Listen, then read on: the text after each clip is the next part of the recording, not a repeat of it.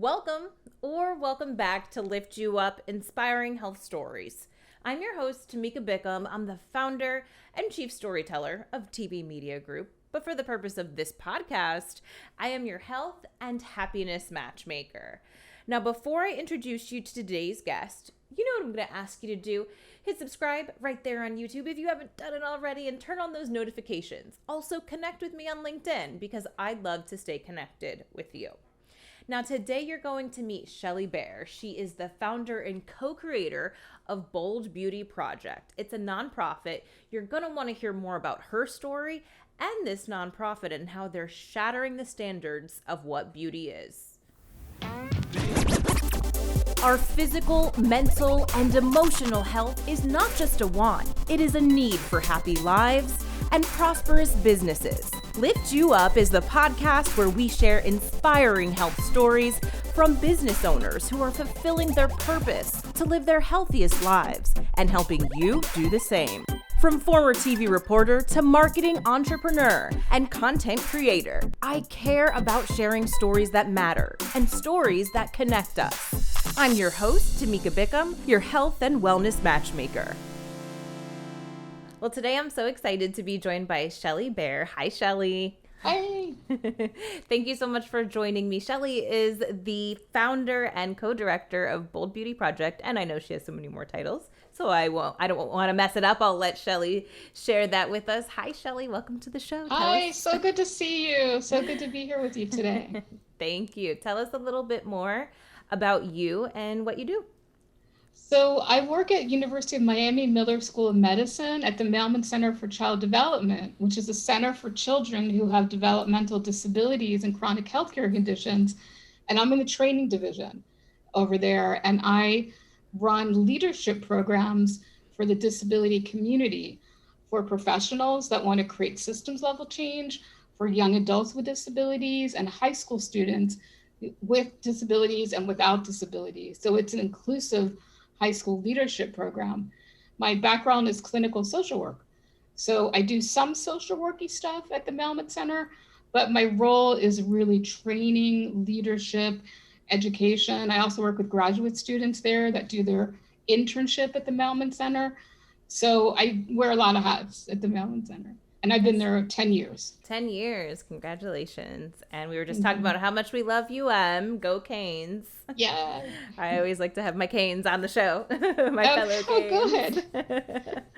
But Awesome. also how we were connected is initially because of Bold Beauty Project and some mutual connections there. So tell me a little bit about what Bold Beauty Project is. Yes. Bold Beauty Project is a photography show. I have a disability myself. I have juvenile rheumatoid arthritis that I got when I was 3 years old, and it's visible. So you can tell by looking at me. I know you can't really see my body now, but I walk with a limp and I use a scooter and a wheelchair for long distances, and my hands are kind of small. And I think, growing up as a kid, as a teenager, as a young woman, I never saw women that look like me. I devoured, Teen magazine and all the fashion magazines, and I never had any role models. I never saw women in the media and TV, magazines. Now it's better, it's definitely improved, but I noticed that lack of representation around beauty, disability, self-esteem, and women and sexuality, actually. That's kind of one of my passions. I do talks about disability and sexuality because people with disabilities have sex as well and are sensual beings. And so this project evolved. I was serving on the board of the Center for Independent Living, which is a center for people with disabilities here in Miami, and helping them become independent. And one of my friends worked there at the center, and she had a friend who was a photographer. And he noticed a woman in a wheelchair, very pretty, and he said he wanted to do a photo shoot of her, and he wanted to photograph her nude. And he wanted it to be more like of a calendar. So Vanessa, my friend, approached me and said, would I be interested in help being a model? and getting this off the ground and doing it like more as a fundraising event for the Center for Independent Living. So that's, long story short, that's how it started. We formed a committee. We moved away from the calendar idea because I thought that was kind of cheesy. Yeah. And we didn't want it to be exploitative, right, of Yeah. women with disabilities. And we also moved away from the nudity angle because the board of the CIL had to approve it. And the board was a little hesitant about the nudity.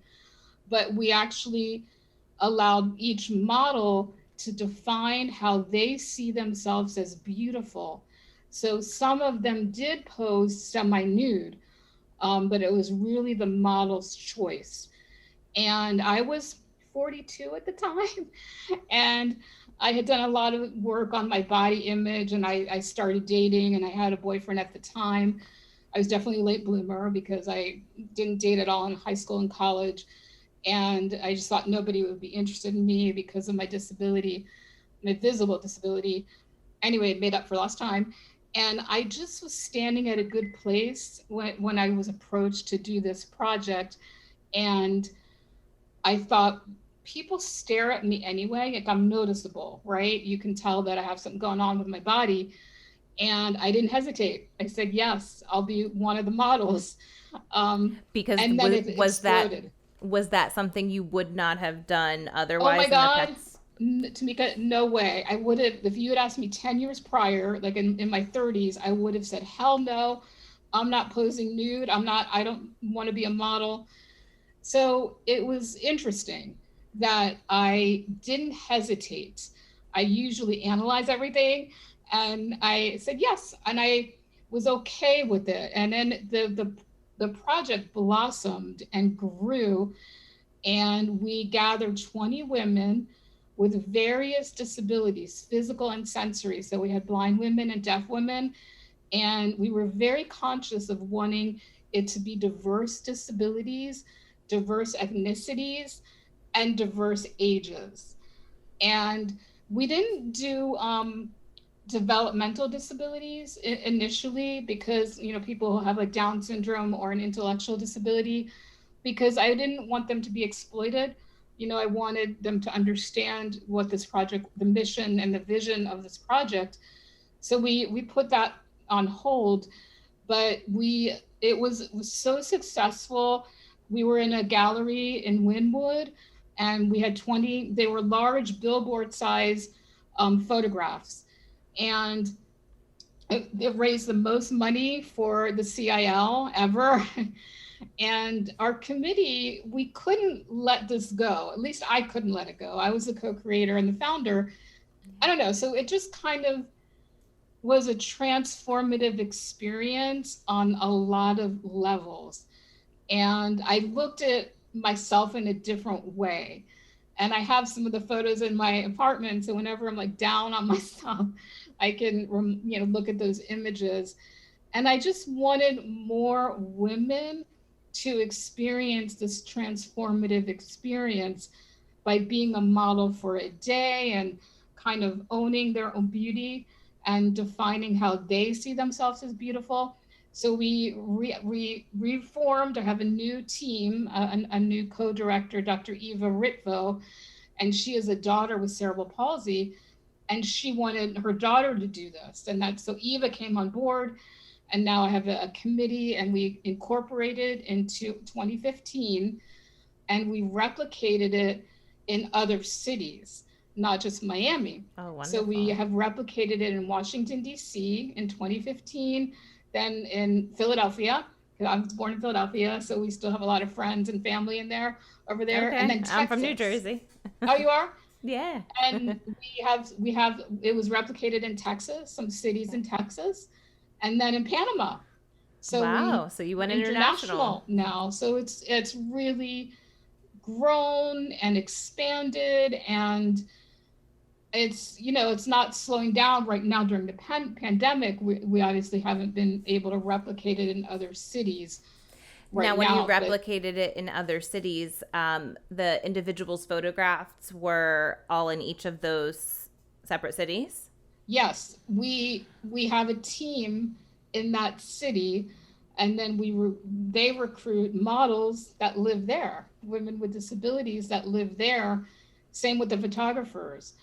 It's of the community. It's driven by the community. It's a lot of work, but it takes about a year to get this off the ground. All the photographers volunteer their time. Hmm. So, you really want to find good photographers and people that are interested in this mission, Right. which is to really break up stereotypes and Mm. myths around women, disability, beauty, sensuality, and empowerment, Mm. and kind of shatter those old beauty paradigms Mm-hmm. um, by making women with disabilities visible around beauty and sensuality. You mentioned, the words owning your own beauty, and obviously also shattering those stereotypes of what beauty is, and how good you felt that you have the pictures up. And when you do feel down, you're able to see those. What do you think the message was as a result of this project for those specifically, I mean, for everybody, but specifically for those who don't have a disability and who Yeah. visited this? What do you think they took away from it, or you hope they did? For the audience, Yeah. they're just blown away, and their stereotypes have been shattered. Somebody made a comment to us. I think it was my cousin who came down from New York to see the 10-year anniversary in 2016 in Miami, and he said after seeing all the images, he will never park in a handicapped spot again, like illegally, because so many people do that and take advantage. I don't know. It just increased his sensitivity and appreciation, I think, as well. And also just, I think, opens up people's eyes, Mm-hmm. that people with disabilities are just like human beings, just like everybody else. They may have some extra challenges that we have to go through, but we work, we're leaders, we get married, we get divorced, we have children, we do Yeah. everything that everybody else does. And sometimes we're not appreciated for that, or we're not valued, Yeah. I No, think, sometimes. it's important to spread the message. I want to ask and go further back in your history. You mentioned juvenile rheumatoid arthritis, and that you were diagnosed with that at 3 years old. For Yes. those who don't know, myself included, really, can you explain what that is? Yes, it's an autoimmune disease, and it attacks the cartilage in your joints. Okay. So it's painful. And it can stunt growth, and you can get swollen joints, and over time it destroys the cartilage in your joint, and you can have bone rubbing against bone. And I got polyarticular, so that means I got it in all my joints. Sometimes Wow. kids can get it in one or two joints, and then it goes into remission. I wasn't lucky like that. Hmm. And unfortunately got it in all my joints, and I've had hip replacements and knee replacements and some surgeries on my wrists. And I had hip replacements when I was 14. Wow. I wasn't walking. I was in a lot of pain. So luckily, my dad was a doctor, and I was able to get the surgery on my hips, because they don't like to do it on kids and Mm. teenage, because you're still growing. You're still growing, They yeah. did some kind of test on me that that part of me wasn't, that bones weren't growing, so I was able to have the surgery. Wow. So I've had knee replacements as well in between college and grad school. So it helped me so much, some of these surgeries. But it's challenging as well, because I always feel like my life is interrupted, by the surgeries and the pain sometimes. Did you always know that your circumstances were going to influence your career path? That's a great question, Tamika. No, I did not. And I was actually kind of anti working in disability. I was a clinical Why? social worker. I guess I just was not, I hadn't accepted it, right? I was Right. still, hadn't fully accepted my disability. I didn't even really own my identity as a woman with a disability, probably until I started working at the Mailman Center. I'm a clinical social worker. I help low income populations. That was my passion, is to work with low income populations. And I did that throughout my whole career before I, switched to the Mailman Center 10 years ago. And I had some opportunities because I always worked at actually, School of Medicine in the Department of Pediatrics. I worked with kids who are HIV positive for a really long time. And then I met other people at the Mailman Center over my career there. And I had some opportunities to go speak to medical students and pediatric residents and share my story of growing up with a disability, a chronic illness.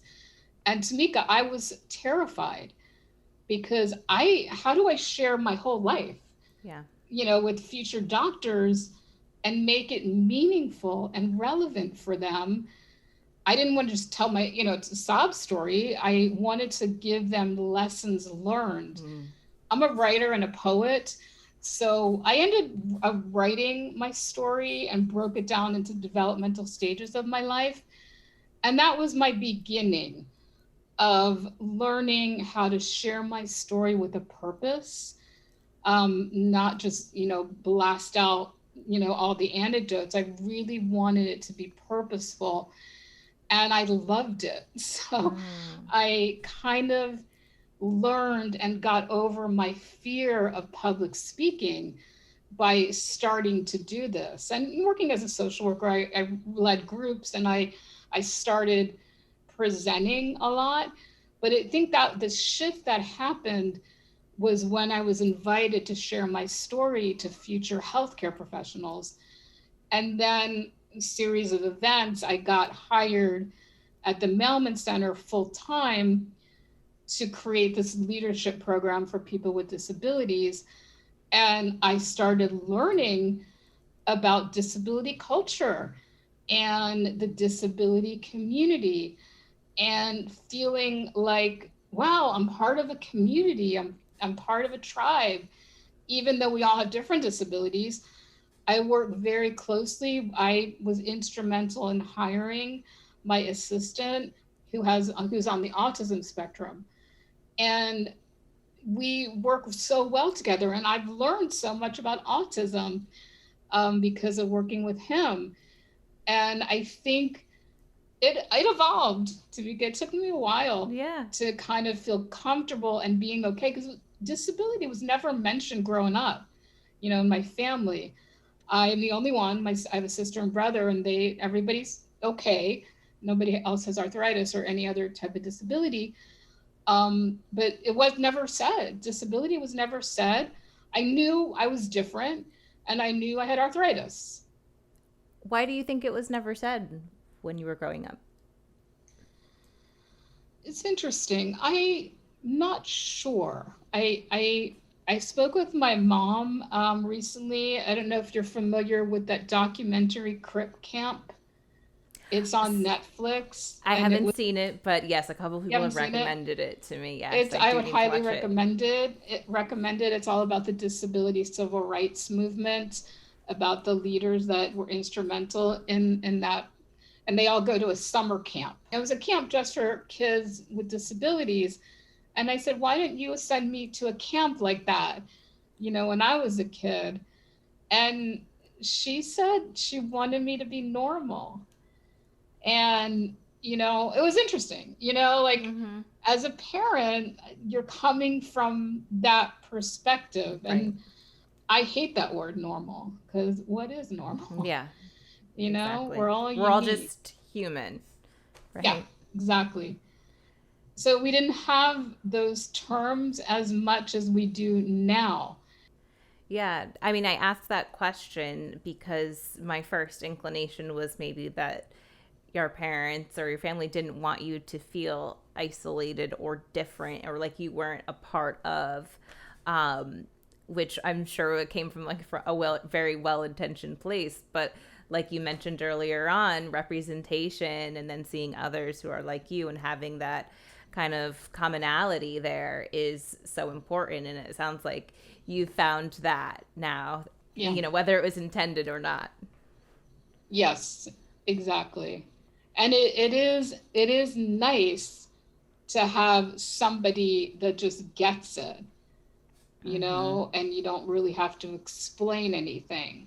Right. I'm talking more Absolutely. about others that have physical Right. disabilities, even though mine is very different than my friend who's has cerebral palsy and he uses a wheelchair all the time, and Right. he's black, and but he's a good friend, and he helped me out in the situation where I was feeling a little like an ableism, like there was something happened where it kind of hit home that there is such a thing as disability culture.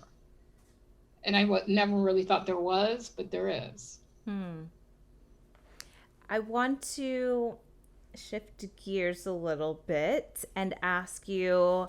I had another intention for what I was going to ask, but I like what you brought up earlier, about disability and sexuality, which sounds like a topic you're passionate about and you speak about. So, talk to me more about that. I think there's still very a lot of stereotypes and myths around that topic. People with disabilities as being sensual, sexual beings, and people don't often attribute people with disabilities as asexual or overly sex, especially people who have intellectual disabilities. So I think there's a lot of still a lot of stereotypes and myths. And women with disabilities have one of the highest rates of sexual abuse, domestic violence, and they're really not learning this in school either, like sex ed, sexual education. Well, it's an issue for any kid, regular kids in schools, but now it came back to Miami-Dade, but they weren't giving it to kids who are in special education classes. I Sex actually ed. spoke. They weren't giving sex ed. No, they weren't. I actually spoke to the school board about that. I Oh, got involved and I spoke about wow. how it's so important to make sure. I think they are now. I think they're Yeah, they're going to make sure that happens. But I think that I was shocked and I'm disturbed. shocked. Yeah. And it's honestly, it's obvious, it's not something that, hey, is top of mind. And maybe they're not thinking about it because they're not in those shoes. But yeah, hearing you say Yes. that, it doesn't make sense. Yes. And I think too that, it's in the medical world when I was growing up with seeing my physician. And I tell the pediatric residents, I actually just spoke to them today. I speak to them once a month. My physician never talked to me about sex. And I never thought I could have sex because of my hips, my joint limitations. And they always ask me, what would you have wanted to hear from your doctor? And I said, well, you could say, how's your love life? What lights you up? Are you dating anybody? Mm-hmm. As you know, teenagers are really guarded. I may not have opened up, but it would have set the stage. I probably, because, you see the same doctor every couple of months when you have a chronic illness. And I would have maybe opened up and it would have helped me. Wow, they think I'm cute. They think I can attract somebody. And it would have saved me Yeah. years of therapy.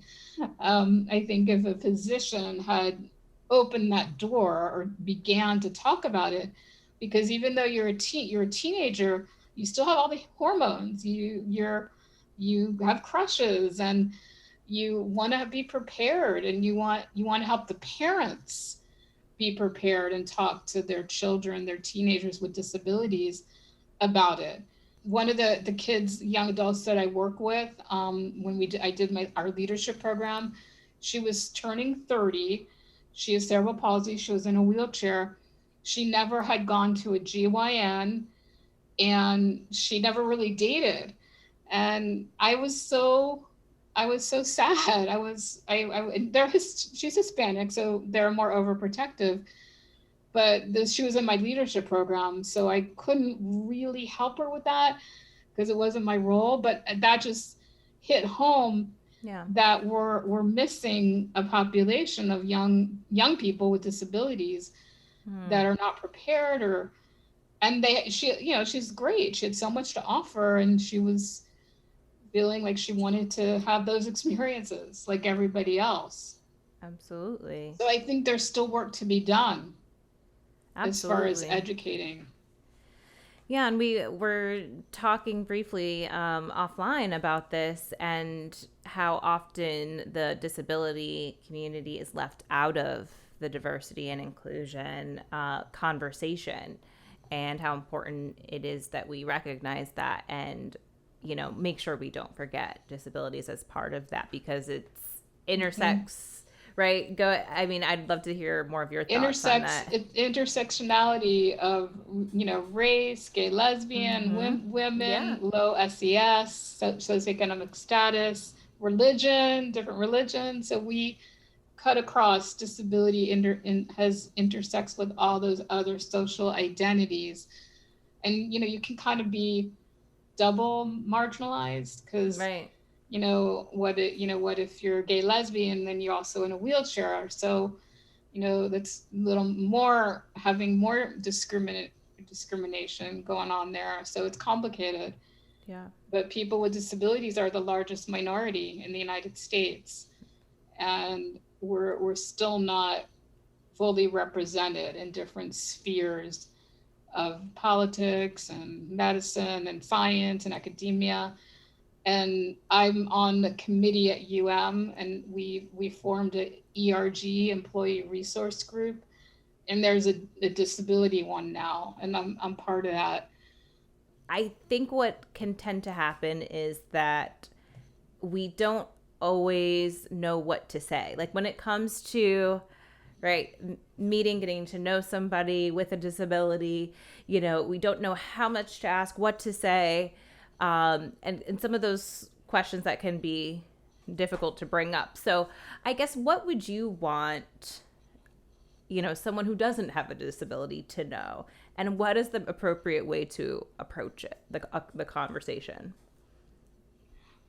I think maybe, first of all, don't be afraid to ask questions. So don't be afraid, like, to be gun shy, because mine is visible. So I know people are wondering what's Mm-hmm. going on with her. And it could say something like, if you don't mind me asking, what happened, or what is your disability. And I prefer that, that people ask me. I always try to weave it into the conversation, though, when I'm meeting somebody new, Mm-hmm. because I know they're wondering. So it was, once I went, when I my first interview to get a job at the Malman Center, not at the Malman Center, at the JY Center, and she turned out to be a good friend. We became, she was my colleague, but she thought she thought I was a little person, because my arms are short, Mm-hmm. and I'm not like super tall. And right in the interview, I said what I had. I have arthritis, and but I drive. I do everything I could do. Could do the job. Obviously, I got hired, but her perception of me was off. Mm-hmm. And I was able to tell her actually what it was. But it was interesting I've never had that before. That somebody thought that's what I had. But it's really okay to ask, and don't assume. There's a lot of disability etiquette, stuff that's available to help people feel comfortable, and a lot of people want to help. If you see somebody in a wheelchair struggling with a door or that kind of thing, or somebody who's blind, or it's good. But people with disabilities, would like to be as independent as possible. There's a lot of things that I do need help with. So I would like to do everything I can do on my own. Right. But I have really actually learned how to receive. And I was working with a therapist for a while. And I think she said it's a gift. When you let somebody help you, you're giving them a gift. So I'm cool with it now. And I ask strangers sometimes to help me because sometimes it's hard to get up from a low seat, a low chair. I've been stranded in movie theaters and I can't get up from the seat. And I'm okay. I'm not shy anymore. And I can ask people for help. But I just spoke about this today, actually. Languaging is very important. How you language things, how you say things. So you may not want to say, do you need help? Because I'll say no. I'll say I'm good. Maybe say, would you like some help? May I help you? I don't know. It's just kind of a different twist on it. And I never thought about it like that before, but I had an ex-husband. He had the same illness as me, arthritis, and he said it like that. And because he's like the guy, the macho guy. Yeah. And he said, no, I'll never respond to somebody that says, do you need help? Because no. You don't need it. That's important when you think about how you're interacting with people with disabilities. Don't like touch the wheelchair, that's their personal space. It's like an extension of their body. That's what I've heard people say. Absolutely. I'd like to know what's next for Bold Beauty Project. So it's interesting. This past year, we pivoted because obviously we weren't doing anything in person. So we created a monthly webinar series on Zoom with all our models across the United States. It's called Bold Beauty in Action. And each month we have a different speaker, a different topic, and it's a shared leadership model. So each month, a different woman will take it on, take on the topic. And we've been meeting, it started last July in honor of the 30th anniversary of the ADA. So this month, we've been meeting 1 year every month, and it's really pretty cool. We have about maybe 10 to 15 women that are like the regulars, and we have new women that weren't necessarily models in Bold Beauty, but they're really leaders in the disability community. They're powerhouse women. We have quite a few from DC, Virginia, New Jersey. So it's really nice, and a bunch from Miami. So it's been really a nice community of women, and like a new way to interact, make friends, network, and reduce social isolation during this crazy year and a half for all of us. And we also created a virtual gallery. I can send you the link. Yes, please. That was something that we created too during the pandemic, because we had a donor, so we were able to do this virtual gallery. So it's like you're walking through the exhibit virtually. Oh, it's nice. really cool. Oh yeah, please send me the link. So we did that as well. Wonderful. And we may be exhibiting in New Jersey at the Robert Wood Johnson Gallery. Oh my goodness. Yeah. So not far from where I'm from. Really? So that's going to be next spring in 2022. And that's spearheaded by our Philadelphia photographer who has contact there. So that's super exciting. So we'll be able to add new models, I guess, from the New Jersey area too, and then repurpose some of the Philadelphia images. So that's really exciting. It's not like 100% confirmed, but it looks like it's going to be a go. That's wonderful. Shelly, this has been a really great and eye-opening, engaging conversation. Tell everyone where they can find you, connect with you, learn more about Bold Beauty Project, support you. Oh, thank you. You're so sweet. We have a website, boldbeautyproject.com, and that's you can email us through there, and there is a Facebook page and an Instagram page, and you can get the link on our website, and you can see we have all the images on the website from all the shows that we've Oh, had over the awesome. years. And I'll make sure to link to all that below in the show notes so everyone can find that nice and easily right there. Shelly, Okay. is there anything else that you wanted to add that I didn't ask you? Just I'm very grateful that you wanted to share my story and a little bit about what I do, and including disability into what you're doing. I'm very excited about this. So I thank you so much. It's important to me, and I really appreciate you sharing your story and opening up. And, if it touches just one person, I feel like, it's a success. Yes, yes, I agree. Thank you so much, Shelly. I really loved that Shelly was so open, shared her personal story, and also educated us, me, on so much around those with disabilities and making sure we keep them as part of the diversity and inclusion conversation. So make sure you go below, find all of her information in the show notes, connect with her, learn about Bold Beauty Project, also some other resources down below to educate yourself as well. And hey, if you aren't already, I don't know why, make sure you're connected with me. I'm all the places: YouTube, LinkedIn, Facebook, Instagram, Twitter. You'll find that below too, because you want to make sure you don't miss out on new episodes, which are every week on Mondays. So until I see you back next week, because I know you'll be here, stay happy, stay healthy.